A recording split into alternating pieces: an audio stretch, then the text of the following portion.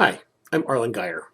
Today I want to talk about photographing snow, but not just photographing snow, but maybe adjusting that photograph to make the snow really look like snow. So first we start off, here is a photograph of a scene outside my front door.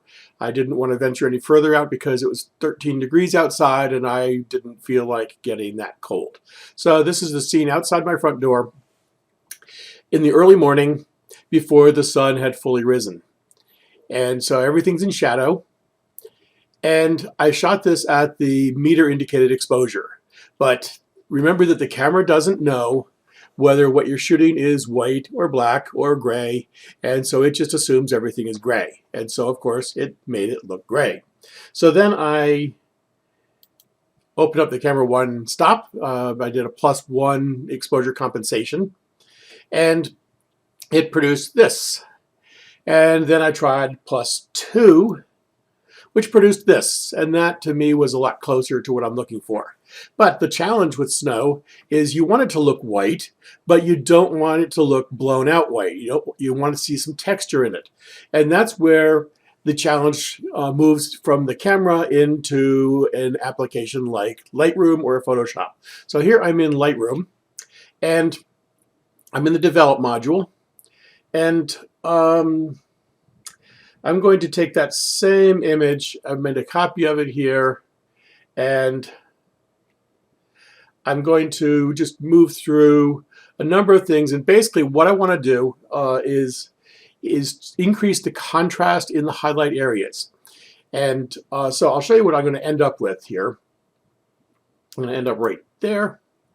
And so you can see the difference. I've got my highlight and shadow indicators turned on, so you can see these little red dots indicate where the highlights are clipping, which means I'm losing detail there. But in such small areas that I'm not worried about it.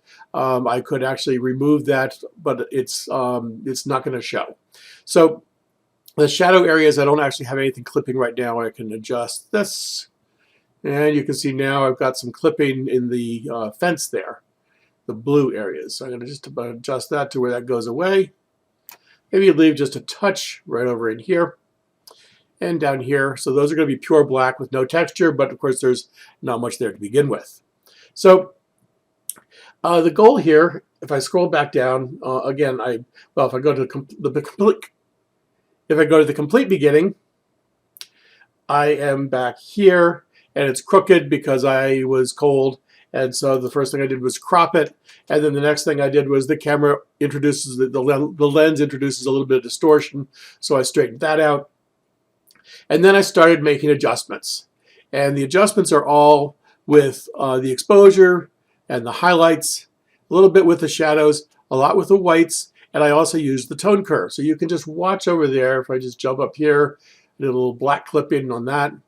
And you can see at this point I have moved the highlight slider way down to the left. Now if you take a look at the histogram and we move the highlight slider up, you can see that, let's just turn off the highlight clipping for a moment so it doesn't get distracting. But just look at the histogram as I switch this back and forth. And you can see what it's doing is primarily adjusting the highlights, a little bit in the shadows, but mostly in the highlights. And so that's producing a little bit more texture in the highlights. And of course, having done that back here at this stage, I have undone all the adjustments I did after that. So we just undo that last step there to go back here so that I have all of my various steps still in here that I have already done.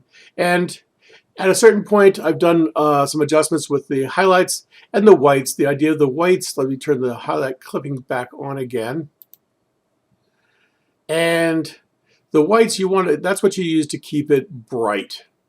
So if I go too far on the whites, it'll clip all that. So basically what I want to do is sort of ride that white slider to just keep it on the edge. But I'm looking to have some nice separation between this highlighted area on the top of the snow on top of the railing and the snow behind there. The challenge is I want this snow back here to look white, but still to be dark enough that I have that contrast in there. And I also want the same thing in here. Now if I zoom in here, you can see there is a little bit of texture here. There's a very subtle amount of texture right in here. Whereas if I go back to what it looked like in the beginning, you can see that's not there. What we're looking for here is just just a hint of texture in there.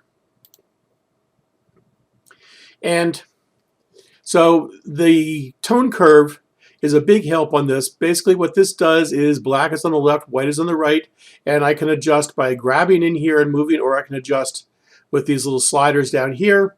And I wanted to adjust the highlights. The steep curve here needs a rapid change from one tone to the next. So in the highlight areas, I want a rapid change in order to introduce more texture. But on the very highlight areas, I don't want it to get dark right away. I want to keep that bright area. So in the very lightest areas, which is the highlights, I've kept it up in the high area. And then in the light area, I've actually darkened it, which increased the steepness of that curve. I can also adjust the intersection point between those with this. If I move it this way, it makes it so that the highlight area is a smaller proportion of the curve.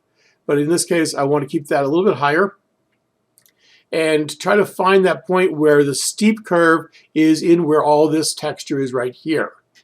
In Photoshop, there's actually a nice technique for doing that in the curves adjustment, but in Lightroom, it's a little bit more limiting. So basically what I'm looking for in the tone curve is to separate the tones in this area while keeping the highlights bright and the shadows where I want. You can see I haven't really done anything with the darks or the shadows, just leaving them alone where they are. They're just fine. But I'm trying to make more separation in the highlights. So that's the challenge.